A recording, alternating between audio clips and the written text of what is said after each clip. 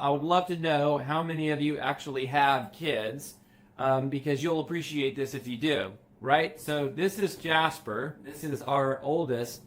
This was a couple of years ago. And with Jasper, we got into a situation where it was Halloween. And I remember Jasper wanted to go as a firefighter because Jasper loves fire trucks. And the conflict was that AJ and I found the cutest panda bear costume. And so, look at all these children. Yeah, so many of you. And so, we really wanted him to go as a panda bear. And we had this conflict because he was like, no, Daddy, I'm fireman. I go as fire truck. And I was like, well, bud, don't you think it would be so cute if you went as like a panda bear? And he's like, no, Daddy, no, fireman.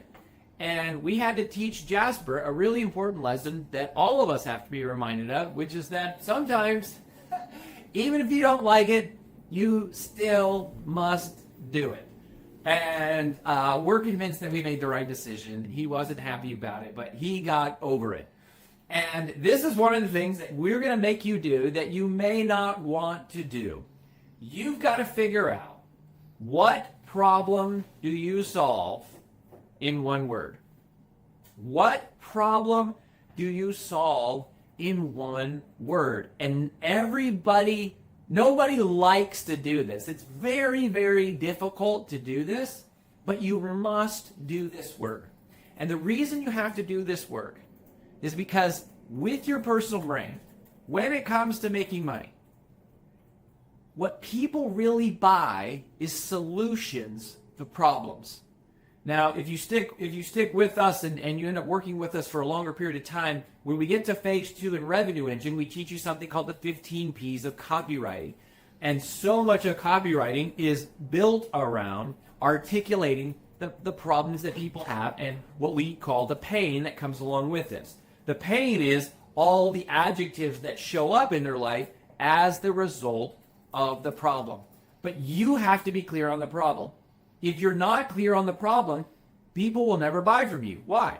Well, if you're not clear on the problem that you solve, there's no way that your customers ever will be.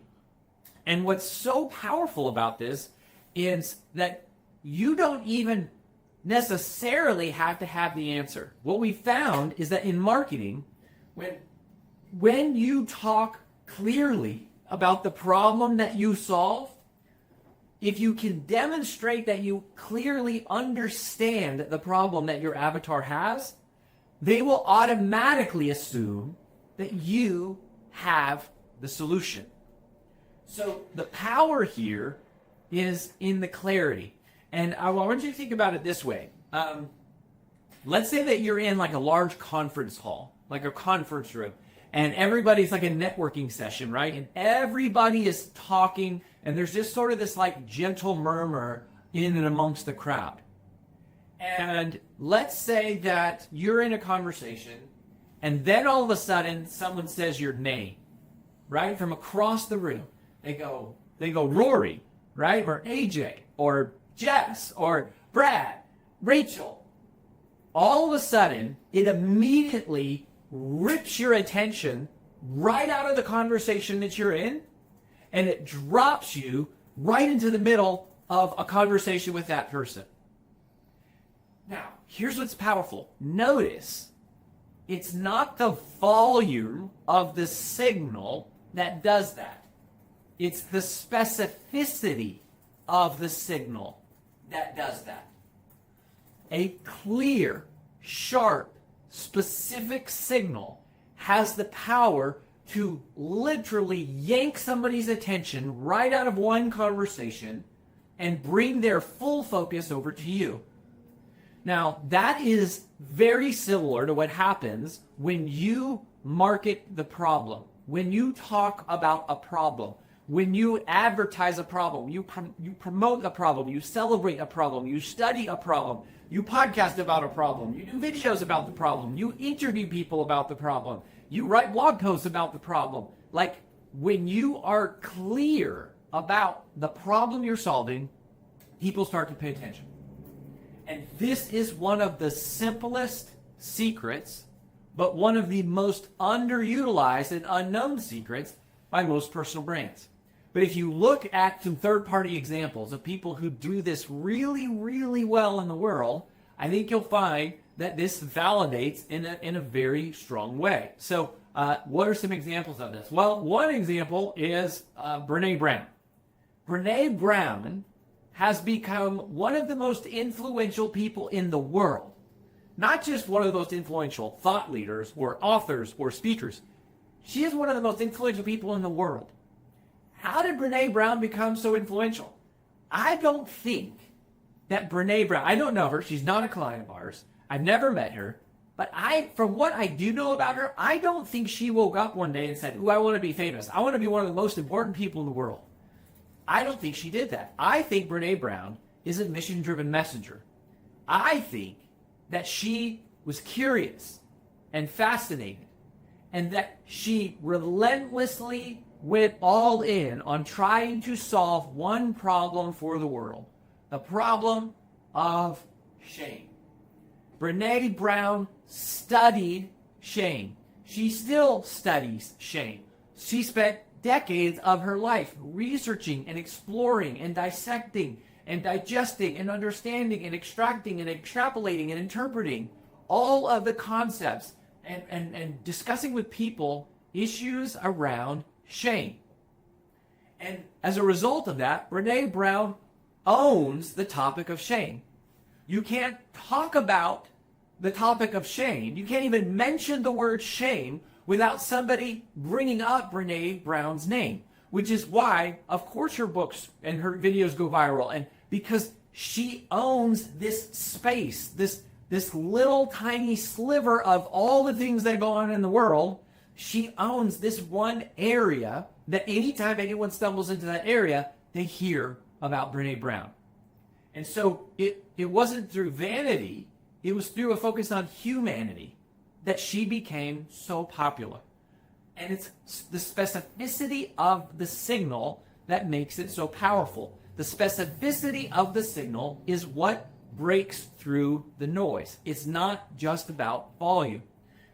Another great example of this, right? This is another local example, not a client of ours, but a friend of ours, is Dave Ramsey. Dave Ramsey has built a huge empire. Dave Ramsey might be the biggest personal brand in the world in terms of the thought leadership space. He actually, he has strong opinions, but he tends to be pretty quiet about, I think, the magnitude of what his empire does and reaches. We only know this because we've gotten to know him just a little bit personally. He endorsed my first 2 books. I spoke for Dave Ramsey years ago. At the time, he had 100 employees. Today, he has over 1,000 employees. Last that I talked to their team, they were reaching 17 million people every week on the radio. They were doing 1 billion with a B podcast downloads. And Dave Ramsey is a multi-9-figure annual entrepreneur. So for those of you that aren't good with numbers, 9-figure is $100 million. So multi-9-figure means he does hundreds of millions of dollars in revenue every single year. How in the world did Dave Ramsey build a personal brand into an empire? He did it by saying the same thing over and over and over again every single day on the radio for 3 hours for like 30 years. Dave Ramsey studies debt. Dave Ramsey talks about debt. Dave Ramsey shares his personal story about going bankrupt. And then he has his simple 7 baby step formula that he gives away for free on the radio, and then they generate millions and millions of dollars. Now, they have expanded into other things now. But how did he break through the wall? He broke through the wall by doing the same thing over and over and over and over, and owning a topic and studying a problem and promoting the problem, and then creating simple solutions around that became a business. But if you listen just to the start of his radio show, it's debt is dumb, cash is king, and this is the place where the paid off home mortgage has replaced the BMW as the status symbol of choice. It's so clear and it's repetitious over and over. That is how you do it. That is how it's done.